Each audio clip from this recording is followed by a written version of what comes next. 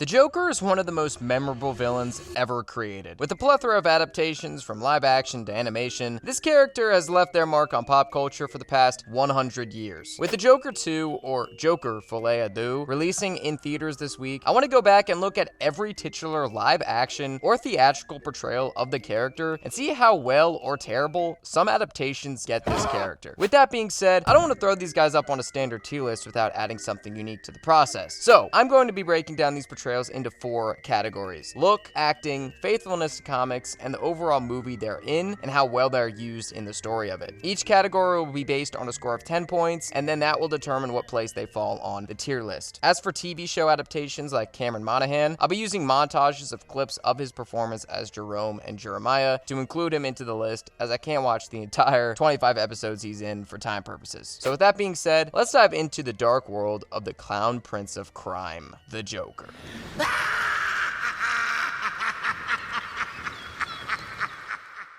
The Joker! Devilish clown prince of crime. Oh, if I only had a nickel for every time he's baffled us. The man that started it all. Without Cesar Romero, there would be no blueprint for the live-action interpretation of the character in general. He's the only Joker with a mustache, too. It's incredible how timeless his performance is looking back at it, and with fresh eyes. I hadn't seen his version of the character before, so it was quite a shock to go back to the 60s with his joyous and trickster-esque performance. My first iteration of the Joker was Mark Hamill's, and his sadistic and darker portrayal definitely influenced how I viewed the character going forward. But it was nice to go back to a time when the character was less sadistic and horrible, to a time when he was more lighthearted. For Caesar's performance, I decided to watch the 1966 movie and compilations of his performance from the TV show. With the Batman movie, Joker finds himself working as a part of a 4-villain group alongside the Penguin, Riddler, and Catwoman. In terms of how well Joker fits into the overall story of this film, I'd say that it works pretty well. However, I'm not a huge fan of Joker working with others, as I think he's much better as a lone wolf kind of villain. With how goofy this movie is though, it's pretty fun seeing Caesar bounce off of the Penguin and others while trying to stop Batman and Robin. This movie is the epitome of just pure comic book insanity, and I'm all for it. The basis of this finds the 4 villains trying to destroy the world by turning humans into dust. Yes, this is a real movie plot, and Batman and Robin need to stop these villains before they cause havoc amongst the rest of the world. It's pure comic book camp and fun. In terms of Cesar Romero, he's not the main center of this film. He's very secondary compared to the other villains, which I find very interesting, since Joker nowadays is easily front and center in terms of villain hierarchy. But in this film, Catwoman and Penguin are the leaders of this particular group and set most things in motion, which in that case is kind of disappointing. However, Caesar's performance is so good, man. He's so goofy and adds a beautiful sense of comedy to his messed up tricks, which we don't get enough of in more modern tellings of his stories. I really love the trickster persona of him, and seeing that being prioritized in many of Romero's scenes in this show as well as the movie is awesome. Romero is a stage actor at heart, so when he brings that energy for the camera, it works so well. His laugh is contagious and it's so maniacal. Again, him being the first performer of the character is definitely what influenced so many other versions going forward. When you look at this version of the character, he just oozes the 1960s comic book look almost perfectly. His pressed purple suit, the green hair, and red lipstick smile, along with the complete white face, is top tier. However, homie got a straight up mustache poking through, so it ain't entirely accurate. But I do think it's a hilarious addition. Thank God they didn't CGI that out, right? No way a studio would go through that much trouble to remove something so futile in the future, Right? Anyways, in terms of overall comic book accurateness, Romero is probably one of the most accurate portrayals of his time period. Back in the 60s, Joker was known to be more of a trickster who was goofier, and it wasn't until the 80s that his shift into an actual insane and mentally deranged killer became more prominent. He's goofy, outgoing, and wants to display his jokes by besting Batman in his little charades. He's smart, and his relationship with Batman is that of a cat and mouse, tricky back and forth between the two. And Caesar displays that very well, with how he's depicted in the show. So with that being said, in terms of how well Romero is used in the movie and the series from what I've seen, I give him like a 6 out of 10. Since the show did have a movie, it lowers its score since his role utilized him not as great as I'd hoped. But in terms of performance, Romero is an 8 out of 10. It's infectious and downright awesome for the time. Look is an 8 out of 10 too. It's damn near perfect, but that mustache is brutal. And overall comic accuracy for the time period puts him at a 9 out of 10 as well, bringing Romero's score to a 31 to start. Not bad, honestly. Let's keep this train rolling with... You ever dance with the devil in the pale moonlight? Let's get in that Jack Nicholson in this role might be some of the best casting decisions ever made. It just works. Everything about the way this guy acts in other projects screams Joker, and he felt so natural on this. Watching The Batman for the first time was a special treat because I got to digest Tim Burton's iteration of the character and witness Jack Nicholson's performance as the Clown Prince of Crime, and he surely didn't disappoint. Compared to Romero's role in the 1966 film, Nicholson's Joker is given a significant portion of this film for the story. Much of the plot revolves around him being the antagonist and being front and center. Joker is given a proper name in that he is Jack Napier, a criminal who works for Carl Grissom, a famous mob boss for Gotham. But when a mission goes wrong, Jack turns into the infamous Joker. I have to say, the reveal of Jack Nicholson's Joker is superb. The scene when he shatters the mirror in the doctor's office after seeing what he looks like, to the reveal in Grissom's office when he's about to kill him, is amazing. I thought the way this scene was handled was awesome, and Nicholson kills it in the performance department. However, this film is the first of these movies to give the Joker some type of backstory. Tim Burton said that a lot of consideration for the Joker's character fell in line with Alan Moore's The Killing Joke comic that came out around the time, and some of that energy is present for sure, albeit not entirely accurate. Nicholson's Joker doesn't follow the failed stand-up comedy route, or any route that follows him having a pregnant wife to care for, nor does this movie make Napier feel like a sympathetic down on his luck, fighting against the burden of society kind of guy either. He's a criminal to start, he's a mobster, who just so happens to run into Batman, who lets him fall into a vat of chemicals. Taking inspiration from the origins of Red Hood, this was cool to see in live action. Nicholson's Joker is darker than Romero's for sure. His tricks aren't fun and games, more so maniacal and dangerous. He kills a guy using a trick buzzer and turns him into a skeleton. His laughing gas is put into all of Gotham City's products relating to a mass sickness. The emotional through line for his character is that he made Batman and Batman made him, since it's revealed in the end that Jack killed Bruce's parents decades before. Although this is not my personal favorite plotline for a Batman comic and isn't really accurate to the comics for the time, it worked well enough in the movie for me to not entirely be upset by it. But as we're judging Nicholson for comic accurateness, his Joker is definitely the farthest away from comic accuracy for now. However, his look is perfect. The purple jumpsuit along with the distinct colors, and my personal favorite is how his smile is etched into his face from the nerves being fried. That's just so cool. Nicholson's approach to this role was very loose and improvisational. He spent time letting the costume take over his body, so to speak, and just let shit happen, which is just such a Joker thing to do. And his performance is shown in that way. He was maniacal, but not loony or dumb. He was smart and has fun letting others get killed. And scenes where Nicholson was free to be a bit unnerving were awesome and showed how intimidating his Joker could be. In terms of how Nicholson's used in the movie and how his Joker is used in the story, I'd give it a 7. The Bruce plot really brings it down for me, as I don't think it works as well as the writers were hoping for. Nicholson's look, however, is a 10. This look is perfect, even up to the gadgets he displays, like the bang guns. His performance is a 9 out of 10. He nails the Joker's portrayal of villainy by being maniacal but also funny and smart, and in terms of faithfulness to the comics during that time period, I'd put Nicholson at a 5. The fact he kills Bruce's parents is just a huge faux pas. For those reasons, it brings down his points a bit, which brings his score to 31 as well, bringing him to A tier along with Romero. But we're not done yet, as we still have to talk about... It's not about money.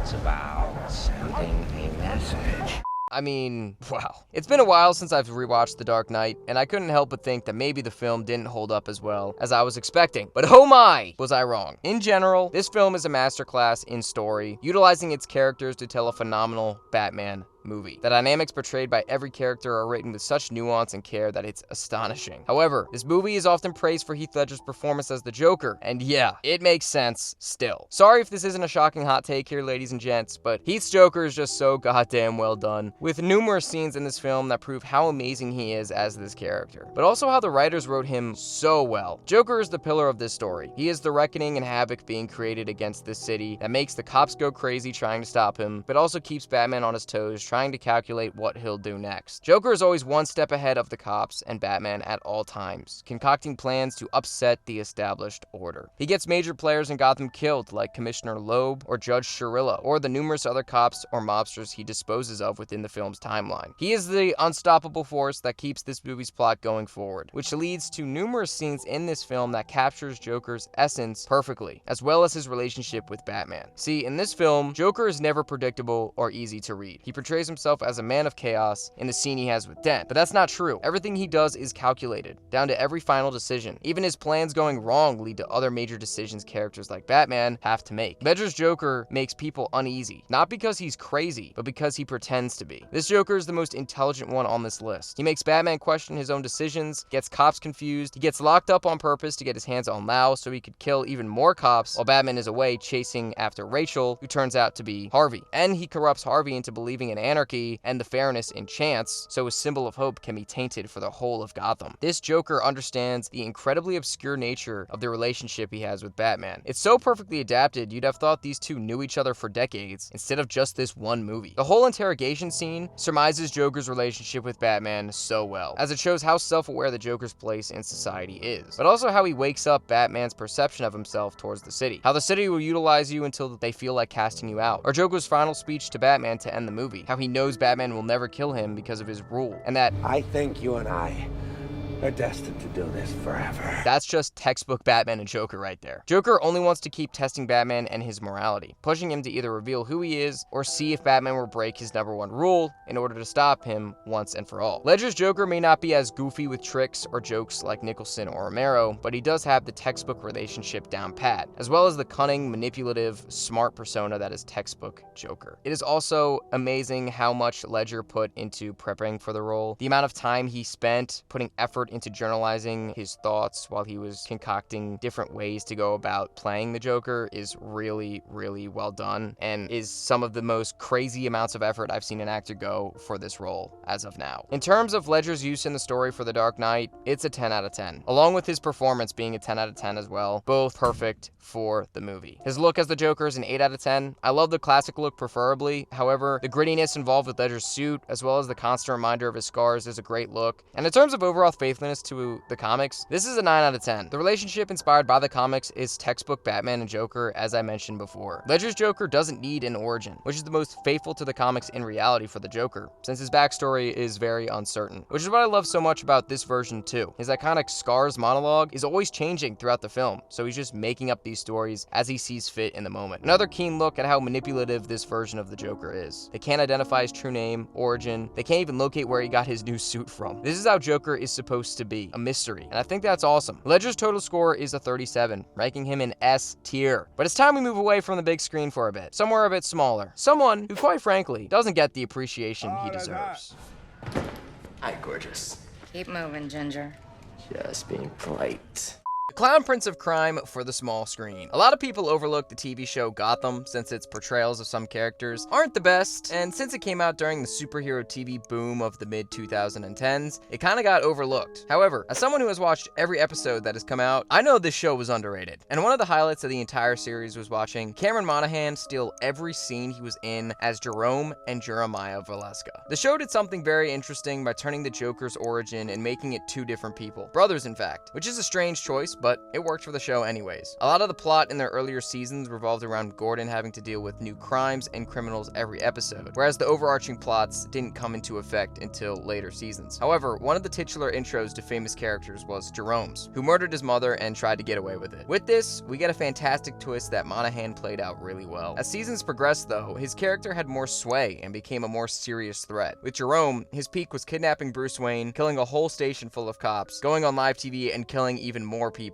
and the cherry on top was corrupting his once good brother Jeremiah into an even worse, more methodical killer version of him. Jeremiah becomes a lethal threat in this show. As a smarter version, he ends up being the Joker we all know and love by the series finale. It's crazy how much effort the show went through to make sure this version of the character remained authentic to audiences, but also really fun to watch. I find that the two versions combine different characteristics of the comic book character. Jerome shows the maniacal, more exuberantly exaggerated, and monstrous sides of the Joker, whereas Jeremiah portrays the methodical, smart, and intimidating characteristics, which is great to see when watching the show. The show takes liberties with the look of this character. Since Jerome spent most of his time with the red hair and being locked up, he didn't get much time to wear anything else. However, the adapted look from the Death of the Family storyline, where Joker staples his face back on, was disgusting, but really cool to see on the small screen. However, with Jeremiah, a lot of the classic designs were put into his design, like the purple suits, the white face, and bright eyes. And by the end of the show, we get a gruesomely more comic accurate look with the bright purple suit, yellow gloves, and red smile. Cameron's performance is so good that even when he wasn't rocking the classic outfit, you can tell he oozes the Joker-esque vibe. It's incredible. How he was able to portray the same character in two different people was astounding to watch. And it's sad how little recognition this guy gets for his performance for the character. In terms of relative comic accuracy, it's far off the mark. However, this character gets a little bit of leeway considering the show itself itself is an entirely different rendition of Batman's origin story. In terms of how Cameron's Joker is used in the story, I'd give him an 8. I just wish they used him more, to be honest. His look gives him a 7. They're all pretty good, and I'm glad they decided to change up the look. However, I'd have loved to see the classic design longer, as well as the Death in the Family style look a bit longer as well. As for performance, Cameron is a 9. He's so good. And for comic accuracy, I'd give him a 5, bringing Cameron's Joker to a 29, putting him in B tier. With all these great adaptations, it feels like nothing can go wrong. Oh wait, oh no, shit. I don't want no beef. You want no beef?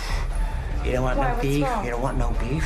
If you ever thought a character like the Joker could be done wrong? Yeah, this is how you do it. I know it's a trend to shit on this man's portrayal of the character, and while you're not wrong to do so, I feel like his character is also the only one that never had any chance to grow or do anything, really. His introduction, like most characters in the early DCEU, was rushed and not built up in any way. He's introduced in Suicide Squad as this mob boss gangster pimp. And we've seen Joker adaptations do this before with mob bosses, like Jack Nicholson's, for instance. But it was the way they went about directing Jared Leto's version that was really weird. He sounded super sensual, as well as his laugh sounding like it was an old creaky door. How he's used in the story feels off too. Like, apparently there was a ton of footage that was cut regarding his character for this film, so maybe that's why it doesn't feel right from a storytelling perspective. But I mean, I don't really think his character even needs to be in this movie. He's only used to build up Harley's backstory and give her some minor getaway time from the rest of the squad near the end of the film. There's some cool back and forth between him and Harley, if you can bypass the cringe dialogue every other sentence, but for the most part, it felt very shoehorned in. It's hard to talk about this version of the character since he's the only one who hasn't had a full-length movie to feature in or even be a supporting actor in a film. He's like in this movie for 5 minutes. This character doesn't really feel like the Joker in any way. He doesn't have his characteristically funny attitude. He's not very menacing. He's pretty cringy, and God forbid does the tattoos, especially the damage tat, make me not take this character seriously at all. Like, how am I supposed to believe he takes on Ben Affleck's Batman on a regular? Like, come on, please. And it's a shame too, because Leto has read the most amount of comics regarding Joker leading up for this role. It seems he tried to take it seriously before approaching his take on it, spending hours getting to know various versions of this character. I'm just shocked it came out like this. Even when he got a second chance to play him in Zack Snyder's Justice League for the random final 10-minute act thrown on that movie, it didn't really make up for much. Yes, the tattoos were at least removed, but his interactions with Batman feel weird still. His laugh is still bad, and the overall use of him in the scene is so tacky and shoehorned. Like, in what world do they need the Joker's help in this scenario? Also, this line is just ridiculous. I'm your best friend. Besides, who's gonna give you a reach around? Overall, Leto's Joker's use in either story is a 3 out of 10. His look is atrocious in Suicide Squad and not much better in Zack Snyder's Justice League, so I'll give his look a 4. Leto's performance is a 5 out of 10, and his overall comic accurateness is a 3. So Leto, by far, is the lowest ranked Joker, sitting at a score of 15. Yeah, I doubt anyone will come close to that. I used to think that my life was a tragedy, but now I realize it's a fucking comedy.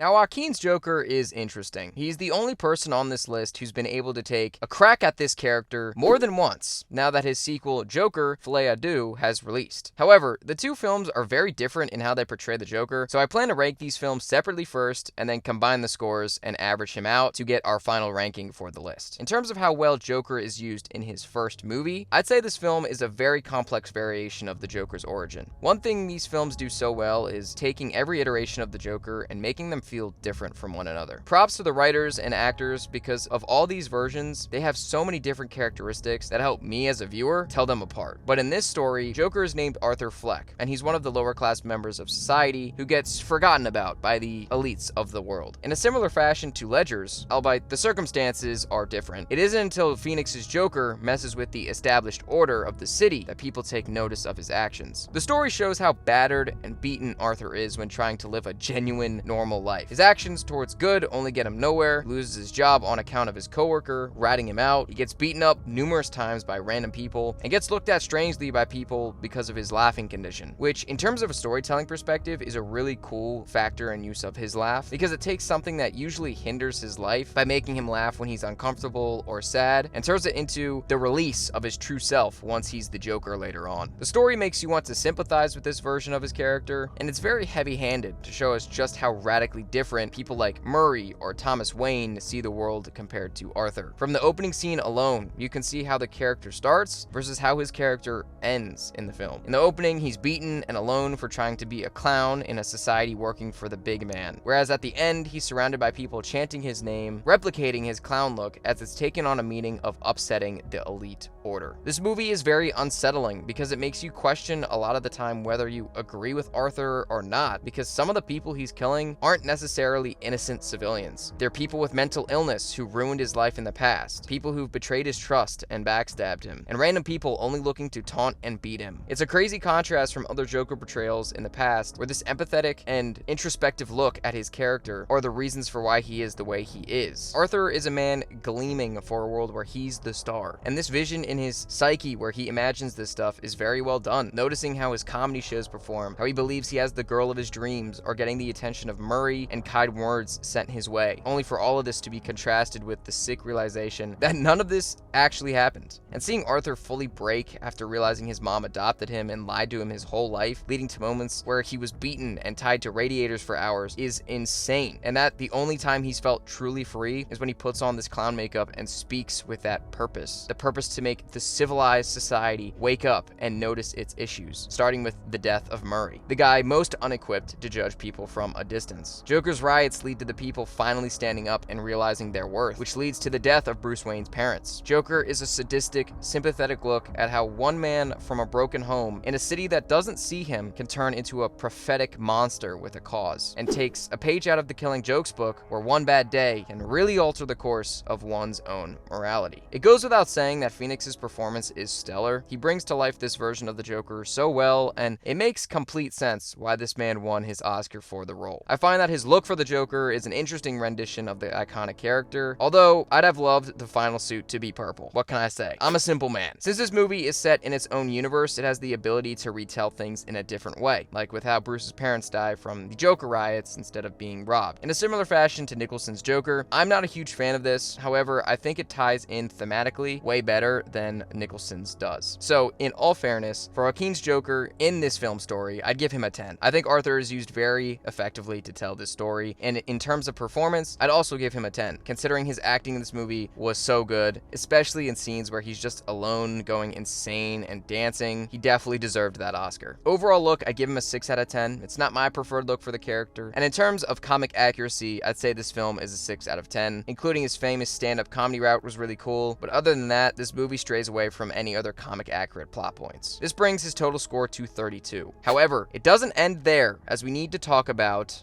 When I saw you and Murray Franklin, I kept thinking, I hope this guy blows his brains out. Whoa, whoa, whoa, whoa, whoa, whoa, whoa. I don't know who I should blame for this movie, really. Although the studio wanted to force out a sequel, how can writers and directors go ahead with whatever the fuck kind of character arc this was for the Joker? Going into this movie, I had hoped this wouldn't have been as horrible as I thought with my expectations, since I knew it was going to be a musical, yet it seems my expectations were correct, because damn, was this movie not for me at all. And although the movie itself is bad, what it does to Joaquin Phoenix's Joker is probably the most heinous thing in of itself. With Joker 2019, it was an interesting character study following a man who's treated like shit and how his actions sparked the movement. Phoenix's Arthur Fleck found himself in the Joker persona and was no longer masquerading as a nobody in Arthur. It's why the first film ranks so well for me, as it took a new spin on telling his origin, but also keeping within the themes of what a Joker would do. This movie throws that all away. I don't want to dive too deep into spoiler territory, as I think some of this stuff is too graphic to say on YouTube, but let me just tell you this. Arthur's character is assassinated in this film. Arthur is used to fight for himself as he stands trial for the murders he committed in the first film. But as he parades around waiting for his time to shine, he meets Lady Gaga's Harley Quinn and they start a budding romance. However, she isn't a psychiatrist who slowly loses herself to the wits of the Joker. No, she's actually the perpetrator for all the romance between the two and manipulates Arthur to lose focus and become blindly obsessed with her. They basically flipped the script on her origin and gave it to Joker instead. I hate this, in fact. The whole point of Joker and Harley's relationship is that Joker's manipulative mind makes someone with with formidable smarts, like Harley, fall to his whim. It seems like every adaptation wants Harley to never have her origin story again. It's actually criminal, because it's really fascinating, and if done well, can be some of the greatest scenes ever put to screen. It's crazy that the Suicide Squad movie from 2016 was the last time this actually happened. Essentially, this film boils down to Arthur saying his Joker persona is not who he is, and that it was all a big dream. Yes, I literally can't believe this is real. It just butchers everything about the first movie. Phoenix's performance was great, no doubt, but the whole story behind this movie is blatantly disrespectful. I don't have much else to say at the moment. This movie betrayed everyone's feelings towards Joaquin's version of the Joker, which is crazy. They basically were like, hey, this guy we spent 2 movies with and said he was the Joker? Yeah, he isn't the Joker. Someone else is. Like, bro, that's just so disappointing. This is one of the rare instances where a film sequel genuinely ruins the first film. This movie just doesn't feel like it should be called Joker at all. In terms of this film's use of Arthur in the plot, I'm giving it a 2 out of 10. Performance was a 9 out of 10. Phoenix kills it as always. Look is a 7 out of 10. It doesn't change from the first movie. And comic accuracy is a 2 out of 10. Yeah, this is just horrendous in that department. This is such a disappointing end for Phoenix's Joker, and is another case for why some movies need no sequels. With that being said, this brings Phoenix's score for this round to a 20, and averaged out drops Phoenix's overall score from 32 to 26, putting him behind Monaghan in B tier. And even though the sequel brings him down tremendously, it's safe to say Phoenix's Portrayal, specifically the first one, holds up to this day quite well. Just whatever you do, don't watch the second one.